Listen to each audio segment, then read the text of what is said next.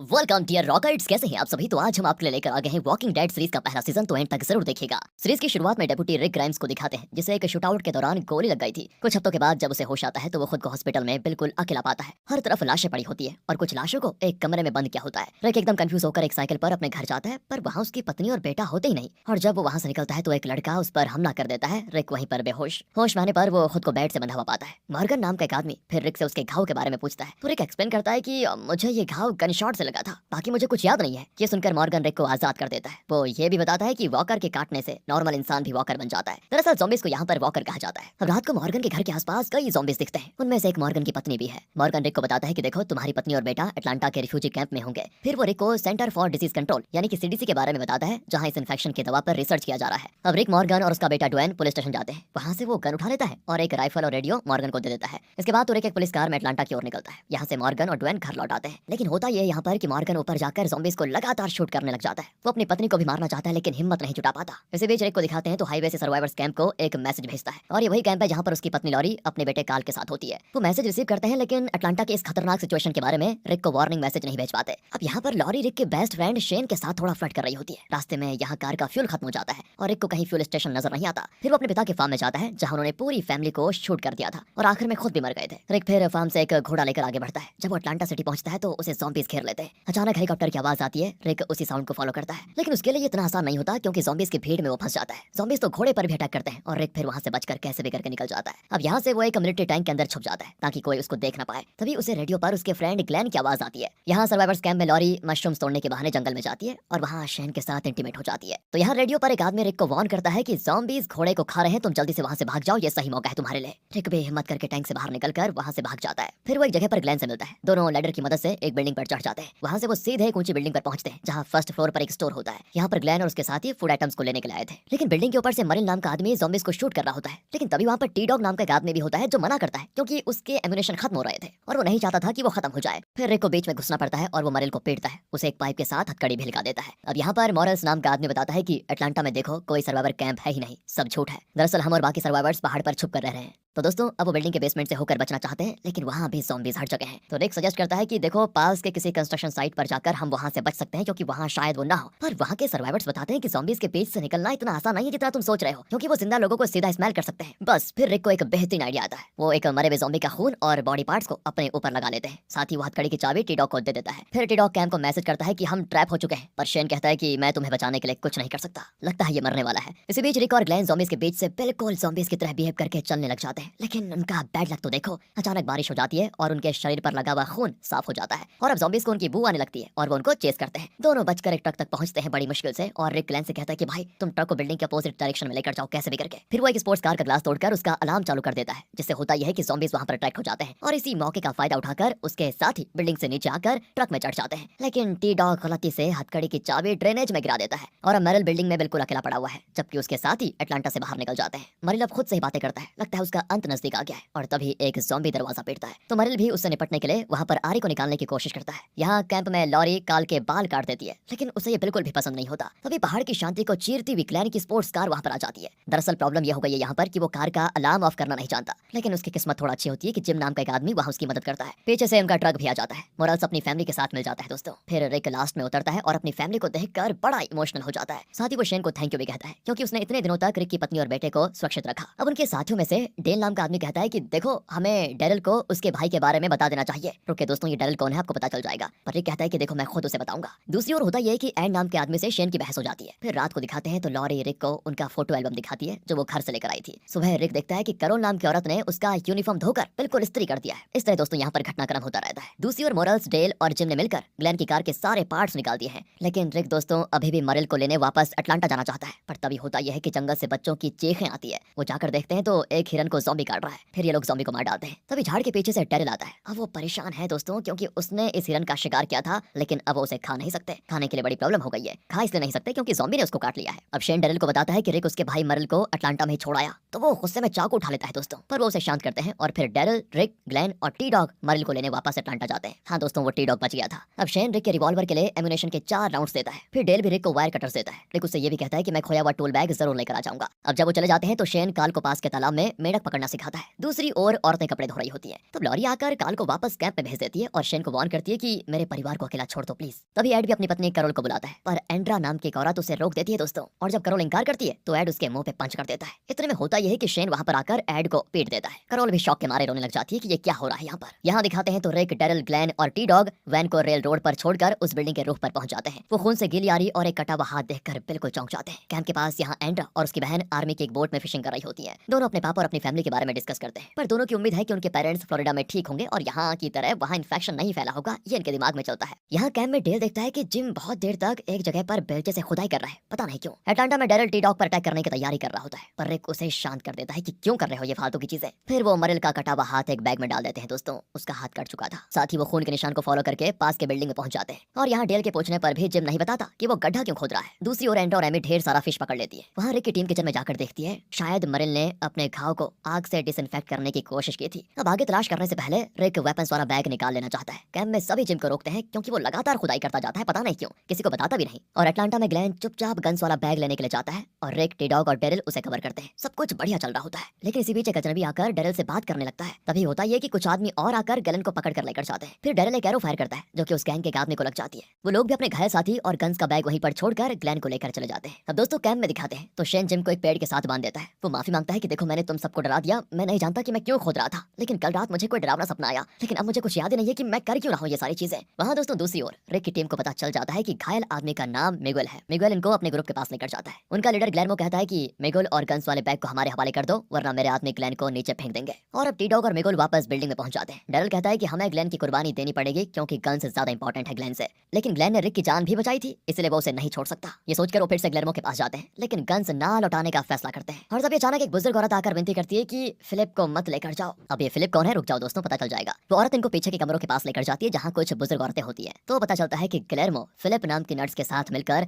इन बुजुर्गों को ज़ॉम्बीज़ और दूसरे डाकुओं से बचा रहे हैं। लगता है बढ़िया लोग हैं यार ये। अब इनका मिशन देखकर रिक उन्हें अपने आधे वेपन्स दे देता है। फिर जब वो रेल रोड पर पहुंचते हैं तो उनका वैन वहां से गायब हो जाता है, पता नहीं कौन ले गया, लगता है मैरल ले गया होगा वैन को। फिर वो पैदल ही चलकर कैंप में लौट आते हैं। तो वहाँ पर एंड्रिया डेल से एक पेपर रैपर मांगती है ताकि वो अपना मरमेड नेकलेस संभाल कर रख पाए। वो इसे एमी को उसके बर्थडे पर गिफ्ट करना चाहती है। दूसरी ओर दोस्तों शेन जिम को खोल देता है और बच्चों के साथ मिलकर फिश की क्लीनिंग करता है। शाम को सभी फ्रेंड फिश एंजॉय करते हैं। अब करोल एड के टेंट में जाती है, लेकिन वो किसी भी सेलिब्रेशन में भाग नहीं लेना चाहता। कैंप फायर में डेल कहता है कि टाइम को ट्रैक करने के लिए मैं रोज अपने वॉच को वाइंड करता रहता हूँ। अब ये बात कर ही रहे होते हैं, किसी बीच होता यह है एड को एक ज़ॉम्बी अटैक कर जाती है। दूसरा ज़ॉम्बी तो एमी का हाथ चबा जाता है। अब वहाँ पर बिल्कुल हलचल मचाती है, लेकिन सभी मिलकर ज़ॉम्बीज़ अटैक को मैनेज कर लेते हैं। एंड्रिया अपनी बहन की लाश पर रोने लग जाती है। तब जिम बताता है कि शायद मुझे सपना आया था कि कई लोगों की मौत होने वाली है और इसी वजह से मैं सारा दिन कब्र खोद रहा था। अगले सुबह रिक मॉर्गन को वॉकी टॉकी पर कांटेक्ट करके बताता है कि अटलांटा सिटी अब ज़ॉम्बीज़ का राज्य बन चुका है, इसलिए तुम अटलांटा से दूर रहना प्लीज। एंड्रिया एमी की लाश के पास बैठकर बहुत ज्यादा रो रही होती है। तब लॉरी उसे दिलासा देती है कि देखो अपने आप को संभालो। दूसरी ओर ग्लेन और टी डॉग लाशों को जला रहे होते हैं और रिक तो एंड्रिया से बात करने की कोशिश करता है, पर वो उस पर गन तान देती है। फिर उसे घबराकर दौड़ जाना पड़ता है। अब आगे डेरिल कहता है कि हमें जल्द से जल्द एमी को डिस्पोज करना होगा, वरना वो किसी भी वक्त ज़ॉम्बी बनकर हम पर अटैक कर देगी। लेकिन वो एंड्रिया को शोक मनाने का वक्त देना चाहते हैं क्योंकि उसे बहुत दुख हो रहा होता है। मॉरल्स और डेरिल एक लाश को फिर आग में डालने चाहते हैं, लेकिन ग्लेन कहता है कि इन्हें दफनाना होगा। फिर जैक्वी नाम की औरत और जिम मिलकर लाशों को इकट्ठा करते हैं। तभी जैक्वी जिम की शर्ट पर खून देखकर उसे सवाल करती है, पर वो कहता है कि ये खून ये तो लाशों को उठाते वक्त लग गया था। लेकिन जब जैक्वी को सच पता चलता है तो जिम कहता है कि प्लीज प्लीज किसी को मत बताओ, पर जैक्वी तो घबरा कर सबको बता देती है। इतने में जिम बेलचा उठा लेता है। टी डॉग तो उसको पीछे से पकड़ लेता है और डेरिल उसकी शर्ट उतार कर देखता है। ओहो, तो उसके पेट में ज़ॉम्बी बाइट का निशान होता है। अब सभी सोचने लग जाते हैं कि अब इसका क्या किया जाए, पर रिक उसे मारने से साफ इंकार कर देता है। वो कहता है कि देखो हमें इसे लेकर सीडीसी जाना होगा और वो सीडीसी यहाँ से 25 मील की दूरी पर है, बस हम सब वहाँ पर आराम से शिफ्ट हो सकते हैं। पर शेन कहता है कि हमें फोर्ट बिगिनिंग के आर्मी बेस में चले जाना चाहिए, जो कि अपोजिट डायरेक्शन में 100 मील्स की दूरी पर है। वहाँ ज्यादा सेफ होगा,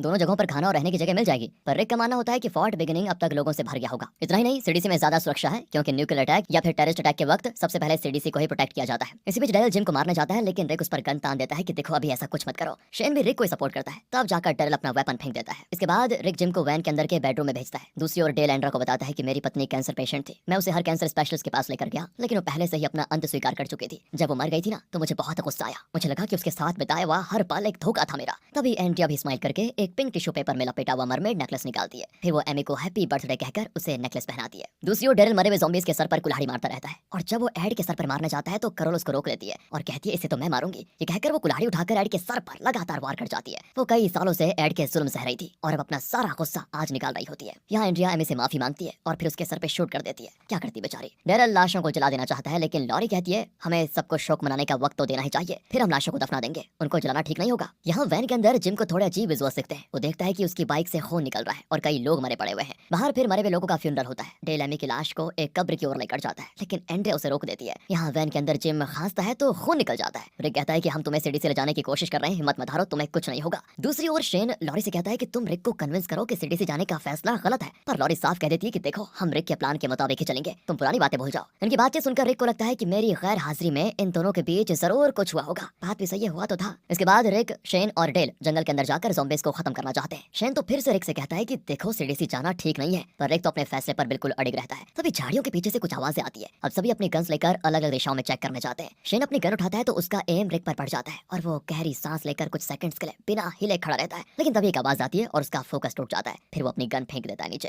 लेकिन इसी बीच वो नोटिस करता है कि डेल उसे देख रहा था। यहाँ कैंप में लौटकर शेन सबको बताता है कि हमें रिक का फैसला मान लेना चाहिए, क्योंकि उसमें ही भलाई है। हम कल सुबह सीडीसी की ओर निकलेंगे। सुबह होते ही रिक मॉर्गन को कांटेक्ट करने की कोशिश करता है। वो बताता है कि हम सीडीसी जा रहे हैं, हम वहाँ का रूट मैप हमारी रेड कार पर टेप से चिपका कर जाएंगे, ताकि तुम और तुम्हारा बेटा मैप को फॉलो करके सीडीसी पहुंच सके। अब यहाँ शेन सबको इंस्ट्रक्ट करता है कि सभी को एक साथ रहना होगा, कोई इधर उधर नहीं जाएगा। तभी मॉरल्स बताता है कि मेरी फैमिली सीडीसी नहीं जाएगी, बल्कि हम बर्मिंघम जा रहे हैं, जहाँ मेरी वाइफ के पेरेंट्स रहते हैं, बस फाइनल। इसके बाद रिक मॉरल्स को .357 मैग्नम रिवॉल्वर देता है। फिर मॉरल्स की बेटी करोल की बेटी सोफिया को अपनी गुड़िया देकर अपनी फैमिली के पास लौटाती है। फिर वो सभी मॉरल्स की फैमिली से विदा लेकर वहाँ से निकल जाते हैं। यहाँ वैन के अंदर जिम की हालत बहुत ही खराब हो जाती है। रास्ते में तो एक और प्रॉब्लम आ जाती है, वैन का रेडिएटर होज फट जाता है। फिर शेन और टीडोग उसका रिप्लेसमेंट ढूंढने निकल जाते हैं। जिम कहता है कि मुझे यहीं छोड़कर तुम लोग सीढ़ी से चले जाओ, मुझसे देखो तुम सबको खतरा है, मैं कभी भी ज़ॉम्बी बन सकता हूँ। लेकिन दोस्तों उसके साथी उसे इस तरह नहीं छोड़ना चाहते थे। जिम बार बार विनती करता है और फिर फाइनली उन्हें उसकी बात माननी पड़ती है। वो जिम को एक पेड़ के पास छोड़ देते हैं। जैक तो उसके गाल पर किस करती है और अपना सफर जारी रखते हैं। फिर ये लोग किसी और जगह पर एक वीडियो मॉनिटर पर एक आदमी दिखाई पड़ता है। इसका नाम है डॉक्टर जेनर। वो बताता है कि इस वायरस आउटब्रेक के 194 दिन हो चुके हैं और 63 दिन पहले ये इन्फेक्शन दुनिया भर में फैल गया था। फिर वो एक बायोहजार्ड सूट पहनकर अपनी लैब में पहुंचता है। साथ ही एक टिश्यू पेपर निकालता है जिस पर TS19 लिखा है। सैंपल निकालकर वो एक एक्सपेरिमेंट करता है और उसी दौरान वो गलती से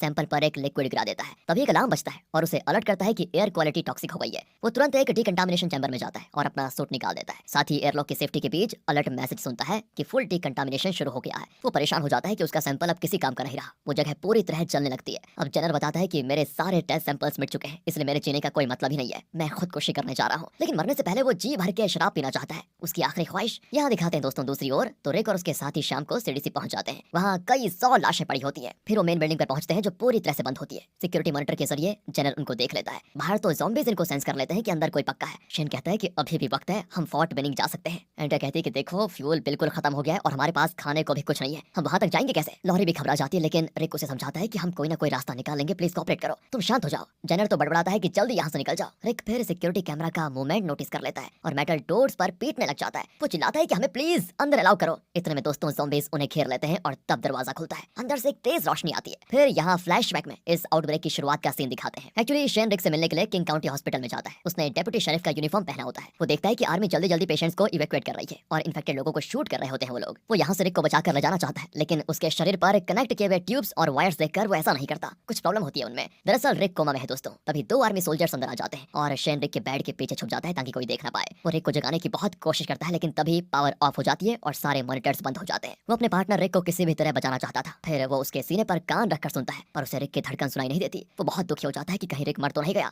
और वो रिक को कमरे में बंद कर देता है। कुछ भारी चीजों से दरवाजे को ब्लॉक कर देता है। उसको ये लगता है कि उसका दोस्त रिक मारा गया। यहाँ से प्रेजेंट में दिखाते हैं कि रिक और उसके साथी सीडीसी के अंदर जा चुके हैं। तभी डॉक्टर जेनर आता है और सबका ब्लड टेस्ट करना चाहता है। अब करोल बताती है कि देखो मुझे इन अंडरग्राउंड जगहों से बहुत प्रॉब्लम होती है, मुझे घुटन होती है यहाँ पर जेनर कहता है कि तुम ये मत सोचो कि ये बंद जगह है, आराम से रहो। वो उन्हें कंट्रोल रूम में लेकर जाता है। फिर रिक पूछता है कि बाकी डॉक्टर्स कहाँ पर हैं, आप अकेले रहते हैं कि यहाँ पर। जेनर बताता है कि सिर्फ मैं बचा हूँ। इसके बाद वो एंडा का खून लेता है तो वो तो पूछती कि ब्लड टेस्ट की जरूरत क्या है, अगर मुझे इन्फेक्शन होता तो बुखार होता ना। पर जेनर कहता है कि देखो ये यहाँ का प्रोसीजर है। फिर वो सीडीसी के अंदर वहाँ एक जगह खाना खाते हैं। यहाँ खाने और शराब की कोई कमी नहीं होती। सभी बड़े खुशी से खाना खाते हैं और खूब सारा ड्रिंक भी करते हैं। फिर सभी वहाँ के लग्जरियस बाथरूम्स में नहाते भी हैं। लेकिन शेन बहुत गुस्से में होता है और शराब की पूरी बोतल पी जाता है। एंड्रिया भी बहुत उदास होती है। जेनर की खातिरदारी के लिए रिक उसको थैंक यू करता है, क्योंकि इन्होंने बहुत दिनों के बाद इतने मजे से खाया पिया। इसके बाद करोल काल और सोफिया को सुलाने के लिए लेकर जाती है। लॉरी फिर लाइब्रेरी में कुछ बुक्स देख रही होती है तो शेन लॉरी से कहता है कि तुम बहुत सेल्फिश हो। रिक कहते ही देखो तुमने मुझे छोड़ दिया है। लॉरी कहती है तुमने मुझे ये बताया था कि रिक मर गया, इसलिए मैं तुम्हारे साथ आ गई थी, लेकिन अब रिक जिंदा है, इसलिए हम दोनों की रिलेशनशिप यहीं पर खत्म। लेकिन उसकी नीयत खराब होती है दोस्तों। वो लॉरी के साथ जबरदस्ती करता है, लेकिन वो उसे नाखूनों से घायल कर देती है। और जब रिक सोने आता है ना तो उसे पता चलता है कि लॉरी तो रो रही है। वो सोचता है कि लॉरी ज़ॉम्बी से घबराने की वजह से रो रही है। वो नहीं जानता कि कुछ देर पहले शेन ने उसके साथ क्या किया था। अगली सुबह सभी कैफेटेरिया में जाते हैं और बच्चों के अलावा सभी बिल्कुल हैंगओवर में होते हैं। लॉरी रिक को एस्पिरिन देती है जो जेनर ने उसको दिया था। तभी शेन भी आ जाता है और कॉफी लेने के लिए जाता है। टी-डॉग पूछता है कि तुम्हारी गर्दन पर ये नाखूनों के निशान कहाँ से आए, क्या तुम्हें किसी ज़ॉम्बी ने काट दिया है। पर शेन कहता है कि एक्चुअली वो नींद में गर्दन पर मेरा नाखून लग गया था इसीलिए। इसके बाद जनरल आकर उन्हें कंट्रोल रूम में लेकर जाता है। फिर वो उन्हें TS-19 यानी कि टेस्ट सब्जेक्ट 19 का ब्रेन स्कैन दिखाता है। ये एक इन्फेक्टेड इंसान का है जिसने CDC को अपने ब्रेन स्कैन का वीडियो रिकॉर्ड करने की परमिशन दी थी। जनरल एक्सप्लेन करता है कि इन्फेक्शन के बाद इसके ब्रेन के ब्लड वेसल्स फट गए थे और इसका खून वेसल के बाहर फैलने लगा। आखिर में जब पेशेंट मर गया तो सब कुछ ब्लैक हो जाता है। अब वो सभी एमी और जिम के बारे में सोचकर बड़े दुखी होते हैं। उनका भी यही हाल होगा, ये लोग ये सोच रहे होते हैं। तो अब जनरल वीडियो को फास्ट फॉरवर्ड करके दिखाता है कि मरने के बाद TS-19 का क्या हुआ।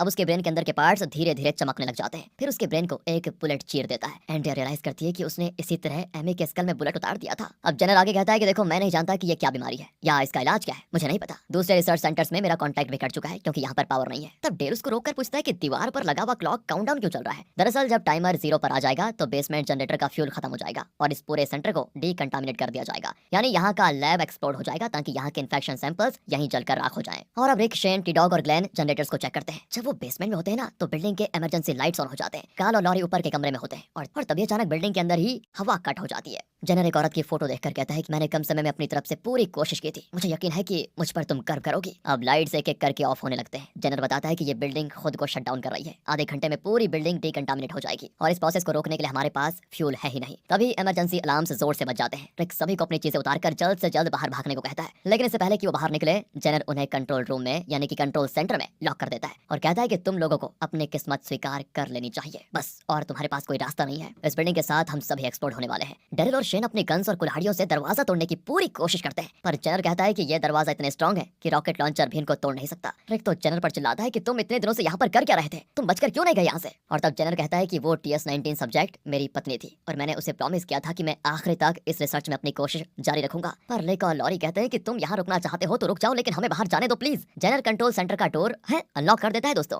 लेकिन कहता है कि कंट्रोल सेंटर से तुम बाहर जा सकते हो लेकिन बिल्डिंग से बाहर जाना नामुमकिन है। वो रिक से हाथ मिलाता है और उसके कान में कुछ कहता है। वो एग्जिट की ओर भागते हैं, लेकिन जैकवी CDC में रहना चाहती है क्योंकि वो एमी और जिम की तरह इतनी बुरी मौत नहीं मरना चाहती। तभी एंड्रिया भी CDC में रुकने का ही फैसला करती है। डेल भी एंटर के साथ रुकने का फैसला करता है। अब होता यह है कि CDC लॉबी में सारे दरवाजे लॉक होते हैं। वो दरवाजों और खिड़कियों पर पीटते हैं, कुल्हाड़ी मारते हैं, यहाँ तक कि उन पर शूट भी करते हैं, लेकिन ग्लासेस को कुछ नहीं होता। तभी क्रॉल एक हैंड ग्रेनेड निकालकर रिक को देती है और कहती है कि जब मैं तुम्हारा पेंट वॉश करने जा रही थी तो ये पेंट पॉकेट में था। रिक तो तुरंत उसे डिटोनेट कर देता है और डीकंटामिनेशन से कुछ ही मिनट पहले ग्रेनेड होता है ब्लास्ट और ग्लास फाइनली टूट जाता है। अब बेसमेंट में डेल एंड्रिया को प्रॉमिस करता है कि मैं इस हाल में तुम्हें नहीं छोड़ सकता, पर एंड्रिया नहीं चाहती कि डेल उसके साथ यहाँ पर मरे। बाहर वो ज़ॉम्बीज़ को शूट करते हुए वैन की ओर भागते हैं। वैन में चढ़ने के बाद वो देखते हैं कि डेल और एंड्रिया भी बिल्डिंग से बाहर आ गए हैं। अब सिर्फ 10 सेकंड्स बचे होते हैं। जेनर और जैकवी एक दूसरे का हाथ पकड़कर सिक्योरिटी मॉनिटर को देखते रहते हैं और खुश होते हैं कि रिक अपने साथियों के साथ बच निकला। डेल और एंड्रिया भागकर मिलिट्री रॉकेट के पीछे छुप जाते हैं और तभी CDC बिल्डिंग होती है एक्सप्लोड। फिर दोनों भागकर वैन में चढ़ जाते हैं। अब रिक इंजन स्टार्ट करता है और वो उस जगह से दूर जाते हैं। इसी के साथ द वॉकिंग डेड का पहला सीजन यहाँ पर खत्म होता है। दोस्तों, सीरीज के टोटल 11 सीजन रिलीज हो चुके हैं। अगर आप इस सीरीज के आगे आने वाले सीजन भी देखना चाहते हैं तो कमेंट सेक्शन में जरूर बताइएगा, उससे हमें अंदाजा होगा कि आगे बनाने हैं कि नहीं। उन्हीं के आधार पर हम आगे के सीजन की वीडियो बनाएंगे इसी तरह। और अगर आपको ये सीजन पसंद आया हो तो लाइक करें, चैनल को सब्सक्राइब, शेयर भी करें। मिलते हैं आपसे अगली वीडियो में। ध्यान रखेगा अपना। Finally thanks for watching.